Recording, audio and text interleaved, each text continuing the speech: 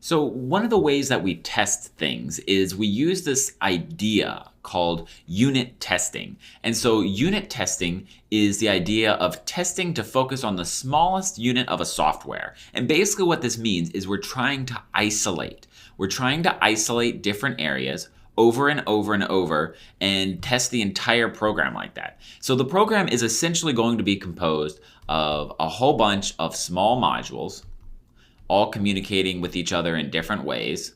And that those small modules will probably be packaged into larger modules and so on and so on. But what we want to do is we want to test the smallest possible. So we're trying to test these individual modules down here. And the reason we're doing that is because if we can test all of these and say that they all are working exactly how we want them to be working, well, in the end, we can say that the entire thing should be working how we want it to be. Now, of course, this is dependent on if our software architecture is good. Because even if all the modules work, if our architecture as a whole was bad, then there's still going to be bugs. And that's where we get into something like integration testing or architecture testing. But the first one we're talking about is this idea of unit testing. And what we do with unit testing is, again, we try to isolate. So if we test this, let's say that we have a module here, here, here. If we test this one right here and they are all communicating like so,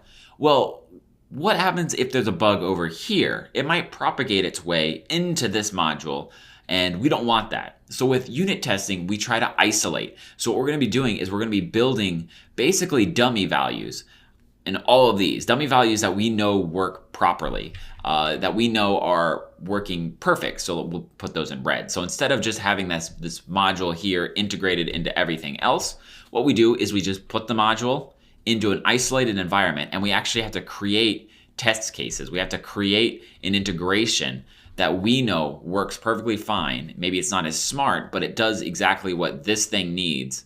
And from that, from building these ideas, these are drivers and stubs, and we'll talk about that more in incremental testing, but these will allow us to isolate this. And once we isolate this, we can test it flawlessly. Once we know it works, then we move on to the next one. So we move on to maybe, for example, this one. So we'd actually be testing this one, and then this one would be created as a stub, or with incremental testing, maybe we keep this one because we know it works, so it's fine to use from now on. But anyway, that sort of gets a little bit ahead of ourselves. All we need to know is that the idea of unit testing. Unit testing is to test the smallest possible part of the software, and we're trying to isolate that software. We don't want to accidentally test an entire subsystem or module. We need to make sure it's isolated so we don't have these cascading bugs that we think are potentially in here. Isolation is important.